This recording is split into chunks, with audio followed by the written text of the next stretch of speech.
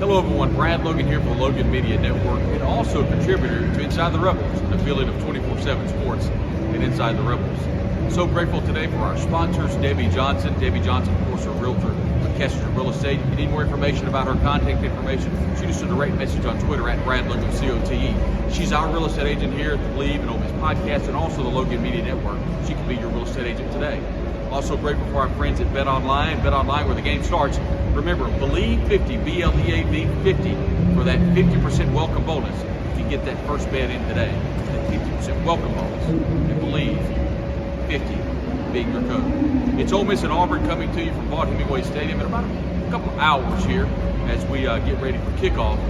It's an Auburn team that comes in with a record of 3-3 under head coach Brian Harsin. A very, very hot-seated Brian Harsin. No athletic director to speak of. Alan Green has either stepped away / been let go, one or the other. Secondly, you've got a coach that's kind of fighting for his job, and I think at the end of the day, it's going to be difficult for the Tigers to come out on top. I will say this, Auburn comes in as a 14.5 to 15-point underdog. I think that's too much. We'll talk about that a little bit more as we talk about our keys to victory today for Ole Miss. The Rebels 6-0 after a big victory over Vanderbilt last week. They're 2-0 in the conference after wins over Kentucky. A Kentucky team that had its quarterback, not the Kentucky team that lost to South Carolina. Big thing to remember there. Rebels today will get Robbie Ashford, we think, at quarterback for the Tigers. Ashford, of course, that product out of Birmingham, was once committed to play baseball and football for Ole Miss. Really good athlete. Of course, the Tigers come in with running back Tank Bixby. Bixby had two big games the last couple of years as the Tigers were 2-0 against the Rebels the last couple of years. They own a number of records. We'll talk about those in just a little bit. The history is in the favor of the Tigers. May not be the case today. A couple of keys today. Jackson Dart, big game last week against Vanderbilt. Threw the ball really well. Thanks in large part to Jonathan Mingo, the record-setting day, had a single game record receiving yards, breaking Elijah Moore's record from Vanderbilt in 2020. Big game, of course, from that wide receiver. And Jonathan Mingo also a big game for wide receiver Jordan Watkins.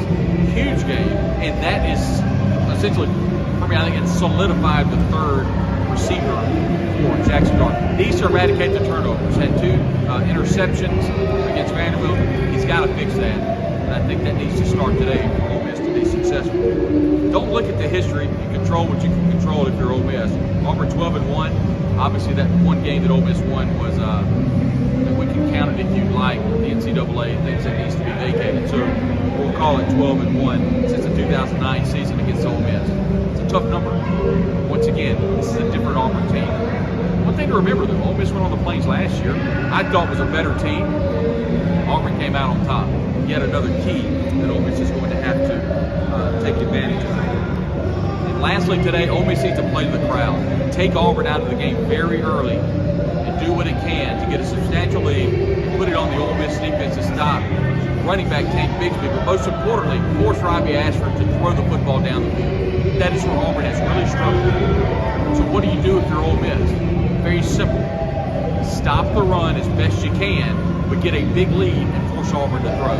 If that's the case, Ole Miss very well could win by the allowed number, the allotted number, I guess you could say, of 14.5. But I don't know if that's it. I don't know if that's, I think that's too many points. We'll see soon enough as kickoff right over my right shoulder at Vaught-Hemingway Stadium at 11 o'clock on ESPN, the lead-in game out of College Game Day, just like the Kentucky game. It's a complete sellout, a hard sellout.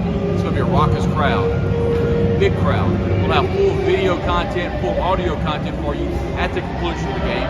We'll have our Rebel recap, of course, right here on the Logan Media Network. And we'll also have full game coverage on Inside the Rebels, an affiliate of 24/7 Sports and Rebs247.com. It's Ole Miss and Auburn in just a little bit. Thanks, everybody, for jumping on and following us on the Logan Media Network. Big news, remember, coming next week. Shay Hodge joining the Believe in Ole Miss podcast. Mike Espy joining the Believe in Ole Miss podcast. It's going to be fantastic. We're so excited for you to be along for the ride. Remember, you can go ahead and hit that subscribe button right now on the Believe Network.